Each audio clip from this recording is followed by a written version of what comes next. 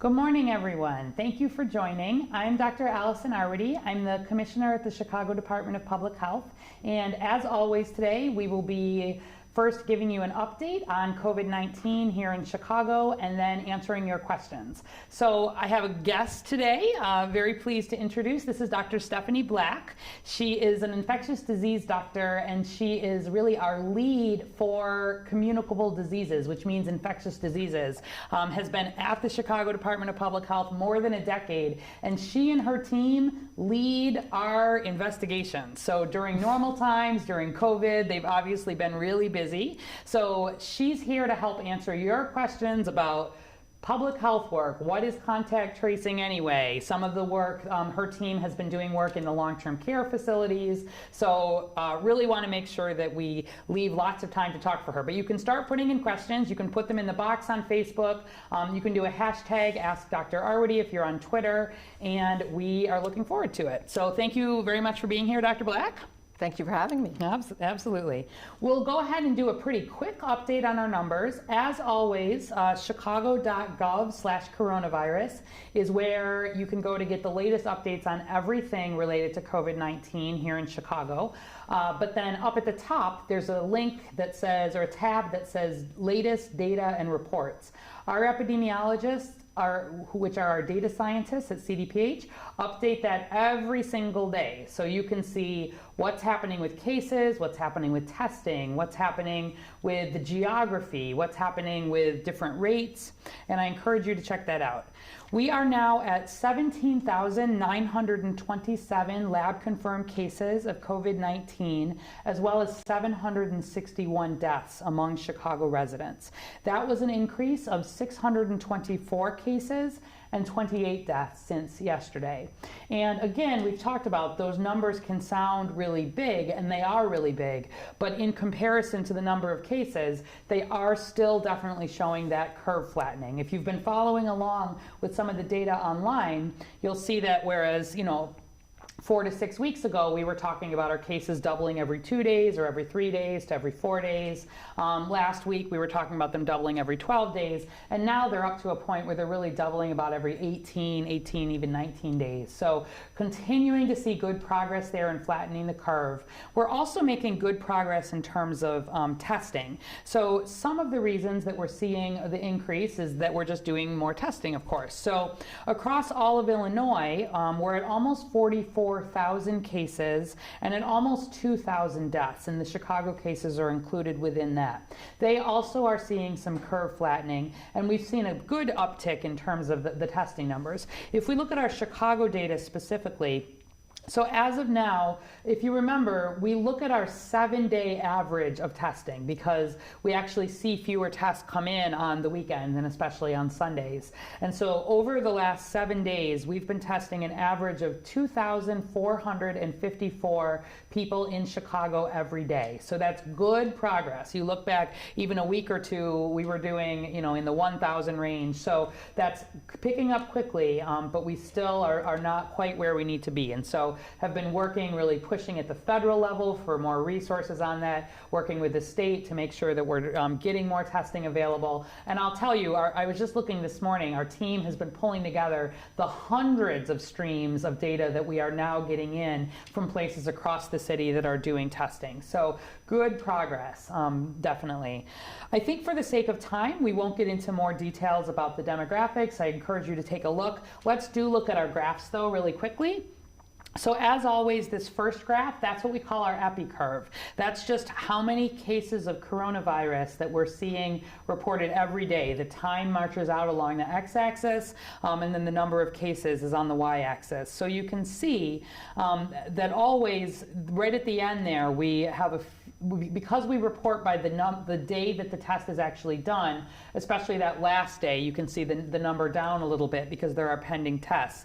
But you can see that broadly, we still are seeing a lot more cases every day. And so we're flattening, but we still are not seeing that overall decline. So the other graphic, if we take a look, just shows our confirmed cumulative cases. And so again, seeing flattening where we look at the rate of increase, but the numbers are still on the way up. So that, of course, is why the governor extended the stay-at-home order, and we can talk more about that as I know you all have questions coming in. But let's start out now and actually get into some conversation with Dr. Black. So just to start out, you and I work together every day, all year round, but our viewers don't, I think, have a lot of understanding of actually what the Chicago Department of Public Health and especially the communicable disease team does most of the time, although we've been learning more about it during COVID. So tell us just a little bit, first tell us actually a little bit about maybe yourself and why you do this kind of work, and then we'll get into some conversation about the day-to-day work that happens. Yeah, well, thank you so much, Allison, and thank you for all you're doing and your leadership. But I got into this field, I feel like really the luckiest person with such a fascinating job. I was always curious, interested in sort of mystery solving. And when I was a medical student, I spent some time with the Indian Health Service at a reservation, and I got to see a case of the plague, or Yersinia pestis. And we were able, this was in, a teenager who was quite ill, and we were able to give, identify the infection, saw it under the microscope, and were able to give him antibiotics, and he did better. And it was just the combination of the epidemiology of sleuthing, where he got this, which was from a prairie dog in the Four Corners area. And so that was fascinating to me. And then I also saw the movie, and the band played on, which is about the outbreak of HIV. And it was kind of the tracking of the initial cases and what happened with those individuals. And it was fascinating to me, and actually just amazing that you could get paid to do that kind of work. So Stephanie's an infectious disease doctor, which means not only did she do college and then the 4 years of medical school, but you did the 3 years of training to become a specialist in what's called internal medicine, adult internal medicine, and then another 3 years to be an infectious disease doctor. Perpetual student, but really a lot of expertise in this area. And then you still take care of patients, as do I, but then has been with CDPH for really more than a decade, and is just known across the whole city for her expertise. And so it's good all the time, so but nice. right now we are really under a microscope. So tell everybody a little bit about what your team does normally. Well, first of all, I want to start out saying I have a fabulous team. She does. I have people who are so dedicated to understanding the problem and solving it.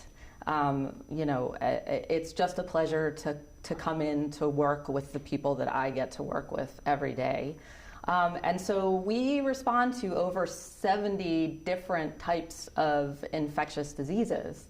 And the goal is to identify, what's causing the problem, verify the diagnosis, understand how it's being transmitted, and put a stop to that transmission. Yeah. So give us an example of like an outbreak, maybe, so people understand, maybe one of the foodborne outbreaks. Yeah, sure. So foodborne is one of the most common illnesses to which we respond. And this was in 2016, where we had, reports from several hospitals of cases of a special kind of E. coli, a special, it's called Shiga toxin producing E. coli. And bacteria in the gut. Bad diarrhea, can cause kidney problems in the worst circumstances. But we were getting these reports in, and it was clearly more than the usual number of reports. And so what we do is our disease investigators call each of these individuals and identify, where they've been eating and what they've been eating in the past 7 days, the period of time it takes from when you are exposed to the agent to when you develop symptoms, or the incubation period.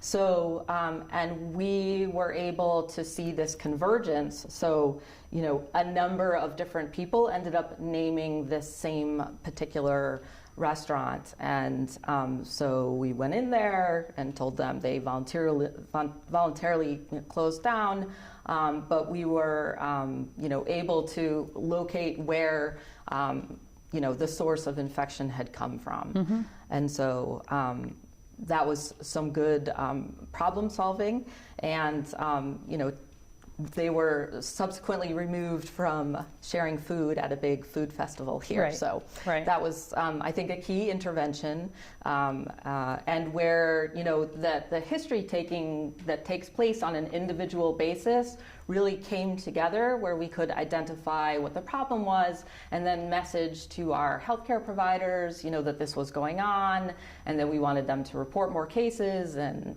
provide the appropriate treatment, like hydrating patients when they came in with diarrhea, this kind of thing. Right. So this whole team, there really are disease detectives. It's when one of these cases gets reported that has public health implications, meaning it can spread. So whether that's out of a restaurant, whether that's somebody with meningitis or measles or some disease that we worry about, not just because one person is sick, but because there's the potential for many other people to be sick, that this team works very quickly. All of these tests come in just as lab reports, and then the folks on the team are literally calling. And imagine, it sounds easy to sort of say, where have you eaten? But think back, maybe under quarantine right now, that would be easier than normal. But during regular times, really say it takes, someone's calling you and saying, okay, you got sick with this, it took a few days. I want you to think back to 10 days ago, everywhere that you ate and everything that you bought out of the grocery store, and what other exposures might you have had. And then it's this work of really kind of piecing it together. And this work is actually the core of what we've been hearing a lot about, this contact tracing, this idea of, if I have been sick, how have I possibly gotten sick? Who have I been in touch with? And the foodborne outbreak is easy for folks to understand, but if we take a meningitis, for example, maybe talk just a little bit about, again, in normal times, what we would do with a bacterial meningitis case. Right, so certain types of bacterial meningitis are contagious and can cause severe infections. So when we identify an individual with this particular type of bacterial meningitis called Neisseria meningitidis. It's an infection of your brain. Bacteria, right. Swelling of the lining around the brain causes bad headache and vision problems. And so we do an interview, if we can, with the individual who's sick, if they're well enough to talk with us. And then we try to move out from there, their close personal contacts, their significant other. What did they do in the last, several days in terms of where they spent time, who they spent time with, and we do an interview of all of those individuals. Who do they live with? Do they have a roommate? And then we talk to those individuals too, and explain the symptoms to look out for. And in the case of this particular infection, there's a prevention medication that people can take.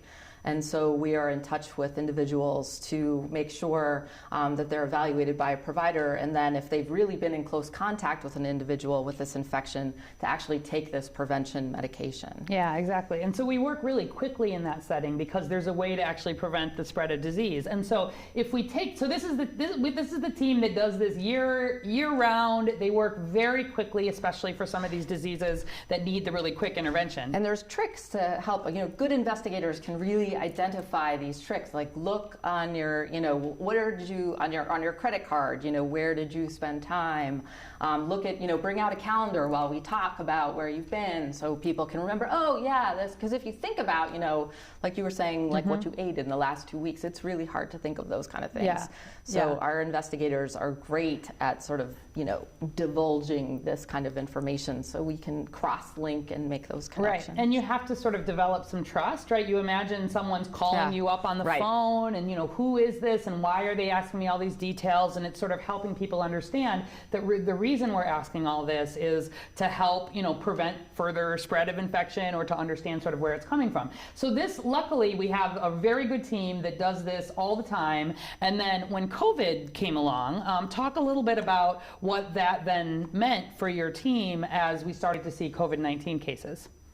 Yeah, so as for other infections, as soon as we identified an individual with COVID, which was, I mean, even at the very beginning, it was, could this person potentially have COVID? We were receiving all kinds of calls from providers who were seeing people, because at the beginning we were worried about the traveling population.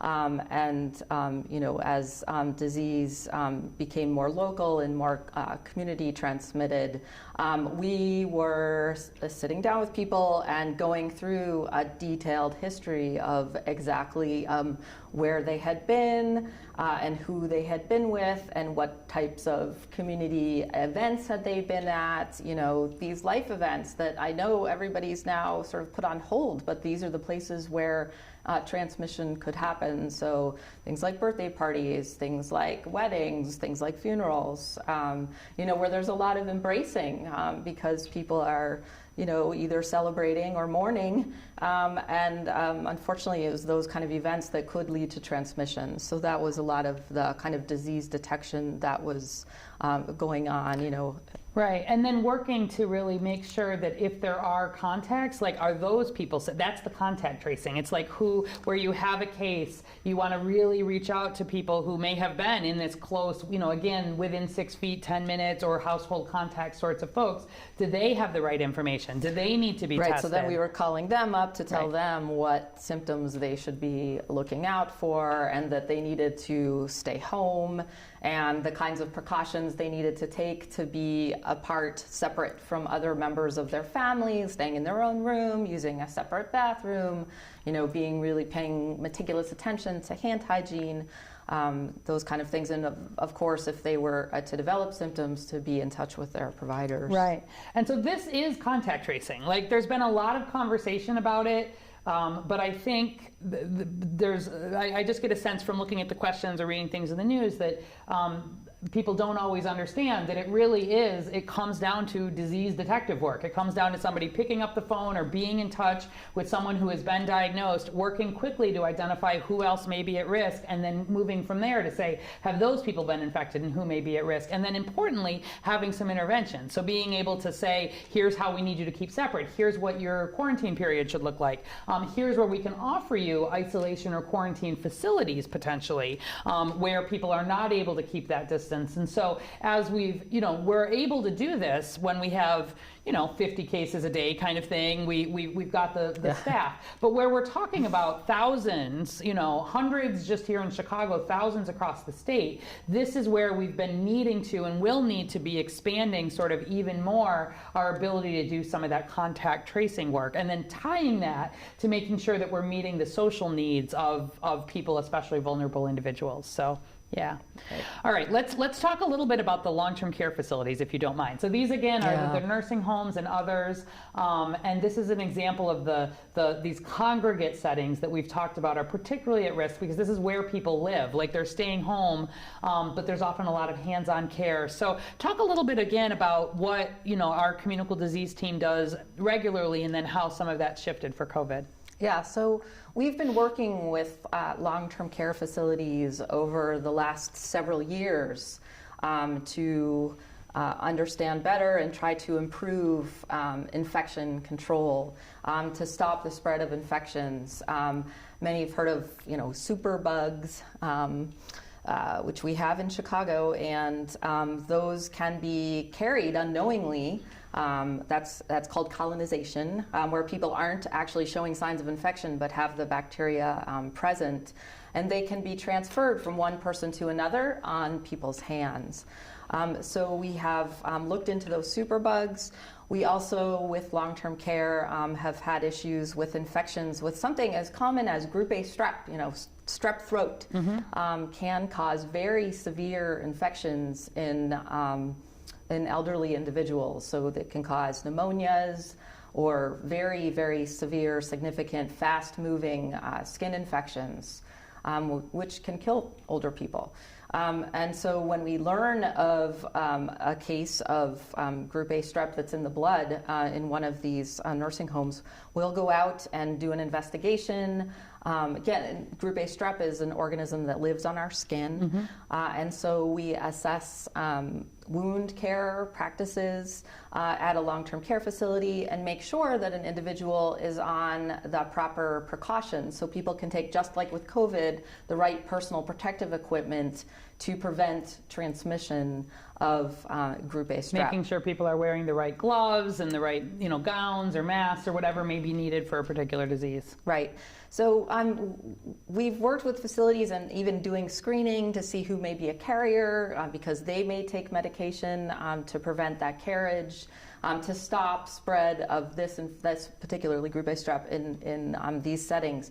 So we know that long-term care has long been challenged with resources available to focus on infection control. And really over time, as there's really been a push to get people out of hospitals faster, there are some sicker individuals in these post-acute care settings, like skilled nursing facilities.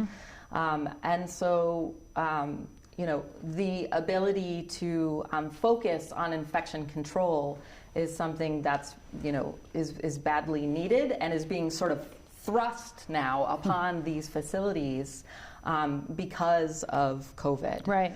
And so our team is actively engaged in being in regular contact with more than 100 facilities in skilled nursing facilities and the like in our area to make sure that they are doing the prevention measures to try to keep COVID from coming into the building.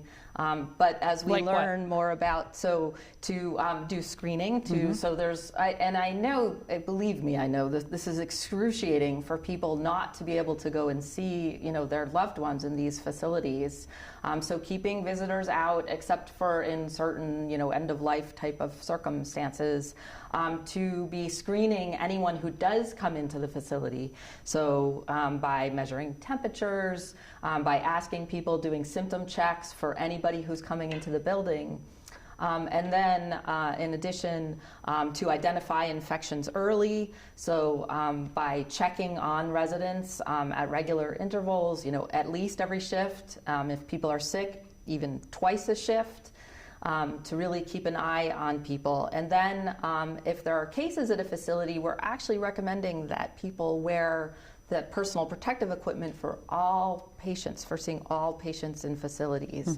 So if you're going in these facilities, they're going to be, people are wearing this personal protective equipment. And CDPH has been giving personal protective equipment to these facilities. We would not normally do that, but obviously in the setting of this outbreak and how much it's been impacting, in addition to hospitals, which we are supporting, we also support all of our long-term care facilities with PPE.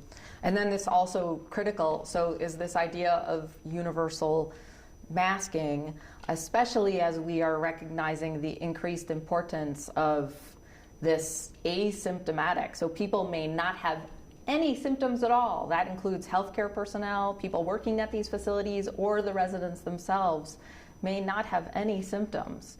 And so for that reason, this universal masking is in place. And whenever I say universal masking, I always talk about the fact that meticulous hand hygiene is essential with the universal masking, because sometimes when people wear a mask, they actually touch their face more. They're moving the mask around, they're adjusting it, they're, and whenever you touch the outside of that mask, you have to consider yourself, potentially contaminated. The main reason for the mask is actually to keep your germs in case you're sort of harboring infection.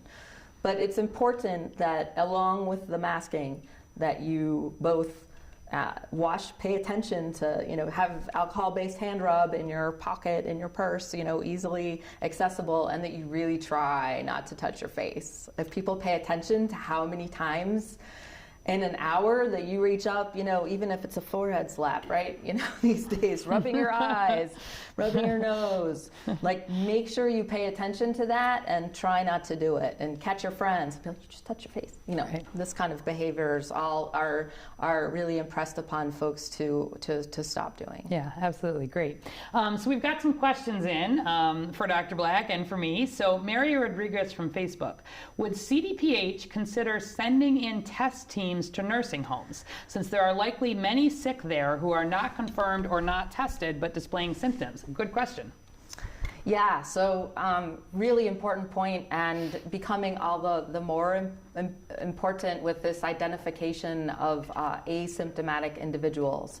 And I guess the question is, what does testing do for us? Well, testing will allow us, especially in those situations where there are many people living in one room, to potentially cohort or put like people with like people. So if you diagnose people with COVID-19, you want them in a certain unit, and then you might have those people who are just exposed to them but don't have symptoms in a separate area. And then you have the people who just weren't exposed at all, and you want them yet in a different area.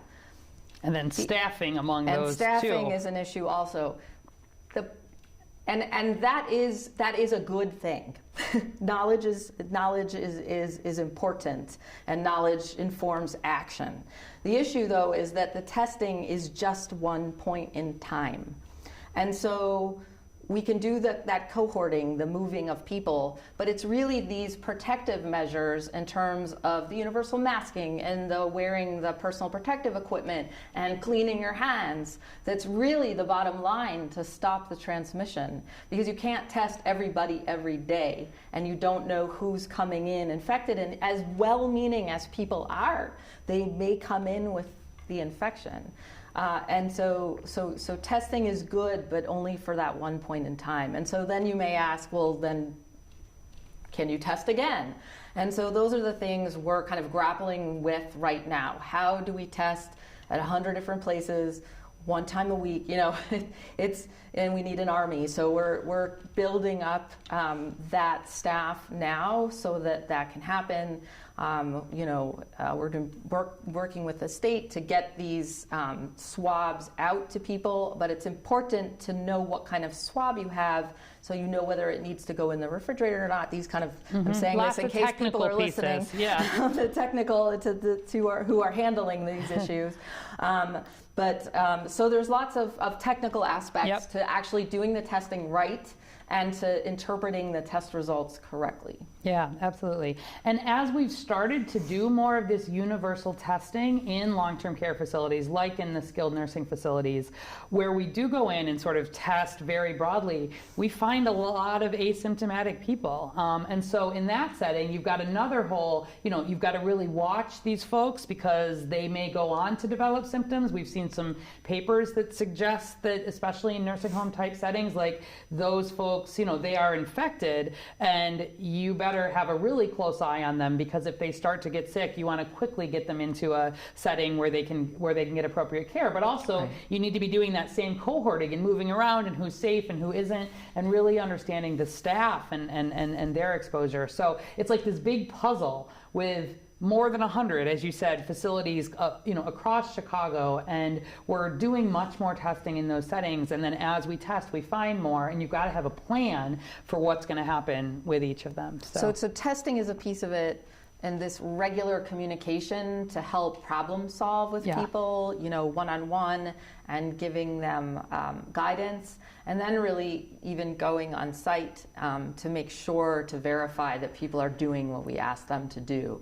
But this all requires a lot of work. Yeah, and there's a lot of turnover in long-term care facilities, and so like we have, even during regular times, we have, you guys run the long-term care facility roundtable where we get together with folks. We do the same thing for hospitals, we do the same thing for outpatients. So we've been able to build on some of those communication structures, but where you have a lot of turnover, you might have done a lot of training for people 6 months ago, and then there can be really different staff in place, and they may not have that same training about how to use personal protective equipment. So it's it's really, it's a lot of work. It's really important work. It's one of the pieces we've really prioritized because we know, unfortunately, that a lot of people who die from COVID are older, have these underlying conditions, and often are in these settings, not just in Chicago, but around the world. So. And I guess I'd point out, if you know somebody who works in long-term care, maybe send them a text, give them a word of encouragement, something, because they're equally part of this, at the front lines healthcare provider that, we see in the ERs every day on TV, but, folks in long-term care are just as much at the front lines. They are. So, give a shout out to those folks too, if you can. Absolutely. They're working really hard every day, and especially hard right now to try to keep some of our most vulnerable folks in Chicago safe. All right, we've got Phase State from Facebook. WHO said people can get COVID-19 more than once. How definitive is that? All right, good. I love, you guys are getting good at these questions where you're reading, you're keeping up to date. So this was related to, the WHO did put out a statement, I think just a day or two ago, really making the point, I think I printed here, yeah, that there is no evidence at this point. We've not done the full studies to be able to say for sure that people who have recovered from COVID and have antibodies are definitely protected from a second infection. And we've talked about this here, that generally we think about antibodies as helping to protect people from infection, but there are all kinds of questions about what level of antibodies people may have, how long that immunity may last, and the formal studies just haven't been done yet in terms of there having been enough time. You also, if you think about the ethics of doing these studies, there's a lot of question. We would not normally in humans re-challenge somebody. Like say I had COVID and I had recovered, we would normally use an animal model to sort of re-expose someone there to COVID. We don't have a treatment for COVID, right? And so there's some ethical things about would you re-expose somebody to see can they actually become infected, that normally we would be answering this over years, and so the work to answer it more quickly continues. But maybe let's, especially because you're here, maybe let's take a second and kind of review some of these different immunity pieces, because we get a lot of questions. Like these guys do a lot of reading. So so let's just review. So first of all, the virus comes in. It comes in through, your nose, your mouth, a little bit your eyes, and right away your body sort of starts to respond. So your white blood cells, other kind of disease-fighting cells, they kick right in, and for some people they kick in well enough that you might never even get symptoms, right? And it's something called an innate response, but it's like automatic and everybody has it. Next though, like maybe, what do you think, 5 to 7 days in, something like that, your body actually does start to produce these antibodies. And the antibodies are the proteins that your body can make that are specific to COVID, for example, and they bind to the virus, and they are the ones that can kind of really fight in a specific way against COVID. And then at the same time, you've got this other kind of immunity that's in some of your cells that can sort of kick in, and that can help neutralize like the other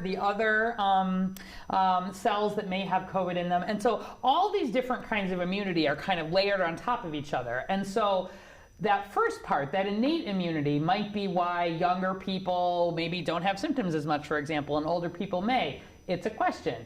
The antibody piece, which is the part that there's a lot of interest in, lets us know that somebody's been exposed, but the part about how much protein, whether you are symptomatic or asymptomatic, how does that impact the durability, like how long does it last? Yeah. And then remember too that there are still so many questions, we talk about this like every day, that the antibody tests are still very much in development. And so we have a lot of antibody tests out there that have false positives and false negatives, and especially the false positives where, for example, some of these tests are not very specific to COVID-19. They'll pop positive if somebody has been exposed to another coronavirus, like the common cold.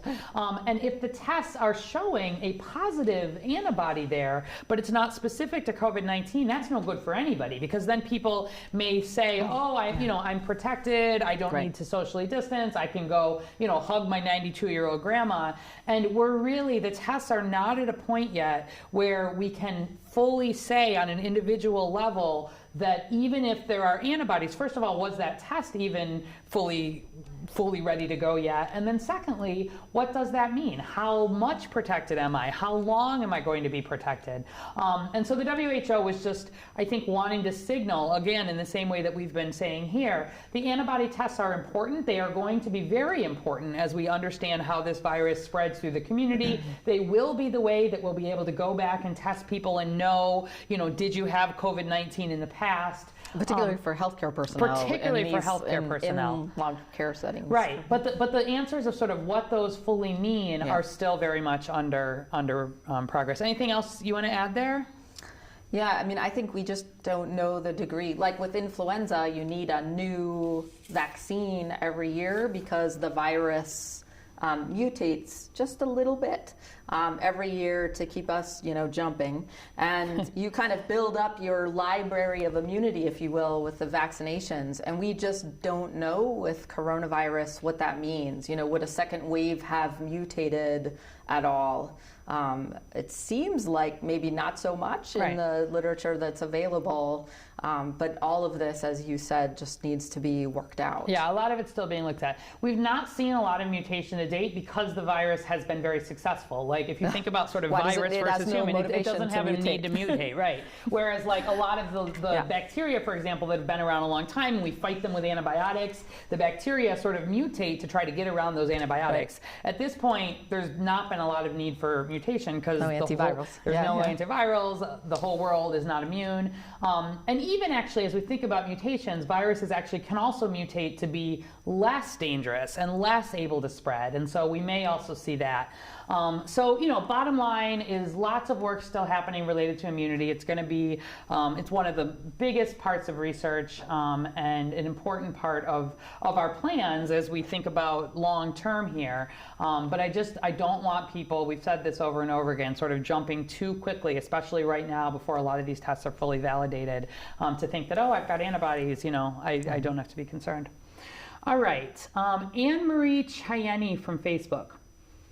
I know that Legionnaires is both bacterial in origin and non-communicable. Have there been any credible source evidence that COVID-19 is spread through HVAC systems? All right, good question.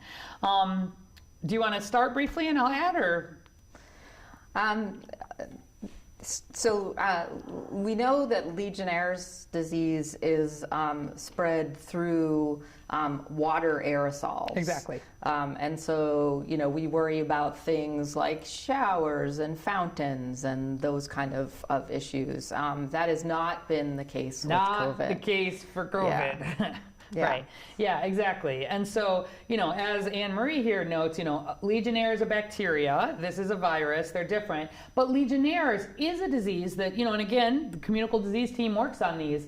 That is a disease associated with buildings. That is a disease associated with where we see things in the pipes and we worry about is water being kept at the appropriate temperature and getting the appropriate chlorination or other things that may need to happen. This one is not a disease of buildings. This is a disease of person-to-person transmission. It's a respiratory disease. And so, as we've said, really HVAC systems, I think we answered this even yesterday, really not a high concern, not in the list of sort of the risks of concerns. It's these interpersonal interactions that are seen to be the biggest worry. And the way that when we do Legionnaires investigations, we're looking at the building and the pipes and how things are spreading. That's not how we think about COVID, and I've not seen any evidence that suggests that there is a need for that to be the main way, certainly, that we think about COVID. So I want you to have your windows open. I want you to think about actually having sort of, good airflow moving through. I don't want people worrying about, about their air ducts and not using air conditioning when it gets cold. I mean, when it gets warm this summer, et cetera. Okay, let's see. Manny is wondering, there are rumors that hospitals receive money when there is a COVID death. Do you know anything about this and whether this is true? Yeah, so this has been, I don't know if you've heard about this. This has been one of these rumors that I would like to help puncture. So there was a story on, I believe, Fox News, where they interviewed a physician who was explaining a little bit about the way hospitals get paid when they take care of patients. And I think that this interview was really taken kind of out of context, and it's driven a lot of this conspiracy theory kind of work. So let me just explain it. So first of all, Medicare, right, is the insurance that the government insurance that pays for the bulk of care for people who are over 65 or who have underlying medical conditions. And it is true that people who have diseases that require more care in the hospital get paid more. And so I think what was extrapolated out from here is that, the average Medicare payment for someone who is in the hospital with a respiratory illness like COVID is the hospital gets about $13,000 on average for the care of that patient, to take care of their pneumonia, to treat them. And it's actually done like that, sort of based on diagnosis. Like the hospital receives a particular amount no matter like what happens if they're in for a few days, like that's just how it happens. But if they need ventilator support, meaning they need to be in the ICU, they're sicker, it takes more hospital resources, and especially if they need that for more than a few days, then the hospital gets an average of about $40,000, right, as opposed to $13,000. That has nothing to do with COVID. That has to do with the fact that sicker people get more reimbursement from Medicare and other providers based on the amount of care that they need. I think this got conflated with the fact that the government has actually been providing some extra support for hospitals during the time of COVID because the hospitals had to stop their elective procedures. They've had to cut back on a lot of the things that really help keep them afloat. And so, for example, as part of the CARES Act, Medicare patients with COVID-19, the hospitals that are caring for them, they get about 20% more than they would have otherwise. But this theory that like somehow hospitals are like over-diagnosing COVID or like cooking the books to get money, absolutely not. Like not a chance. If anything, we know COVID is being underreported in hospitals, probably under-tested for. And you have to understand that like the care teams, the doctors and the nurses who take care of these patients that are actually writing their diagnoses, like they're writing the actual diagnoses that people have. They're not thinking about sort of the bills and how does any of this play in. And hospitals, the reason that they're getting supported is because they're losing money right now. And it's important to help keep them propped up. So there is absolutely no truth to the rumor that people are, writing that there's more COVID happening to try to get more money. Like not true, not happening. And those differing reimbursement rates have to do with the fact that often people with COVID, they get sicker, they need more care, they need ventilators, that is more expensive. So thanks for the question. No truth to it.